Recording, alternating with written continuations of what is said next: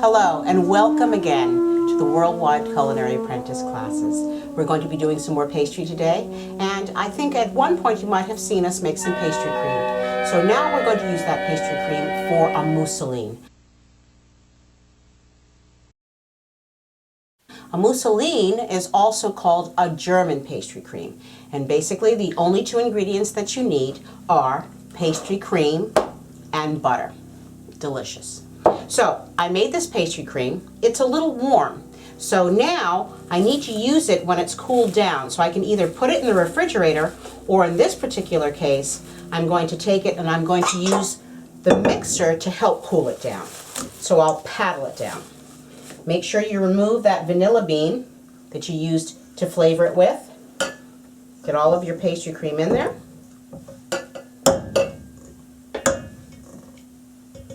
And now I'm going to put it on the mixer, and using the paddle attachment, I'm going to cool my pastry cream down.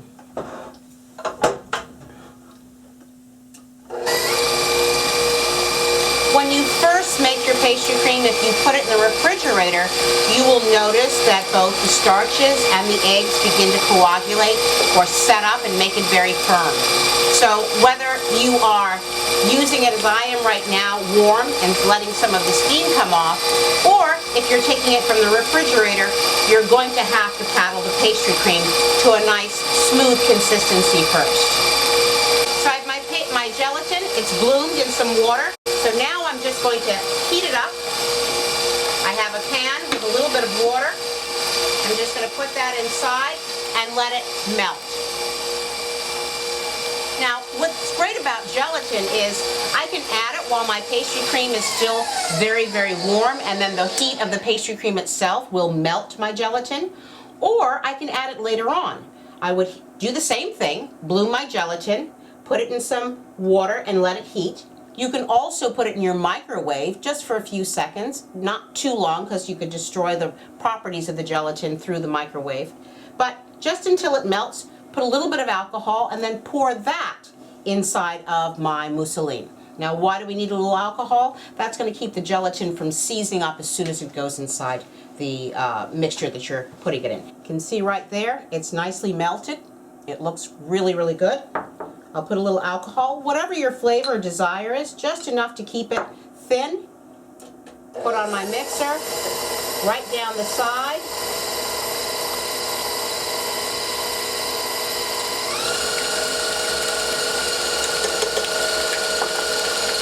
There, it's combined.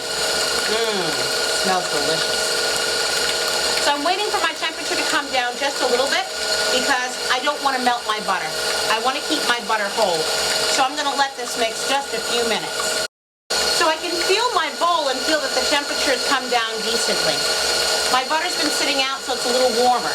You could use butter directly from the refrigerator and it will help bring the temperature down. And I'm going to take my butter that's just a little soft and temper it with my hands and drop it inside my mousseline. Now, some people like to take their butter and whip it beforehand and then fold the two together. Either way it works. The most important thing you want to make sure of is that you don't have any lumps. You can see I've cubed my butter into small pieces. That's going to help it get incorporated much faster. I'm adding the last couple pieces of butter to my mousseline, and you can begin to see that it's thickened up. You can see a little bit of the stretch that's in the mousseline. That's from the properties of the gelatin. Last two pieces go in. I'm going to make sure that it's homogeneous and well combined before I stop. But you can begin to see that the butter and the fats, as the bowl has cooled down and as the butter has been added to bring the temperature of the pastry cream down, that it's beginning to get a nice, creamy, smooth, but has some body, a nice consistency right there. So I want to mix it to make sure that all of my butter is well combined. And part of the things you can always remember is that there is a little bit of a friction factor that comes in your mixer. So it creates some heat, and that's going to help make the butter combine in my mousseline as well.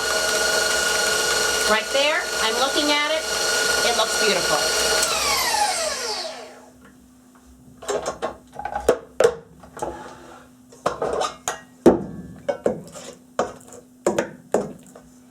Beautiful. So that's mousseline, and you can use it for a variety of things. I hope you've enjoyed learning a little bit about another kind of buttercream. Hope to see you at another class.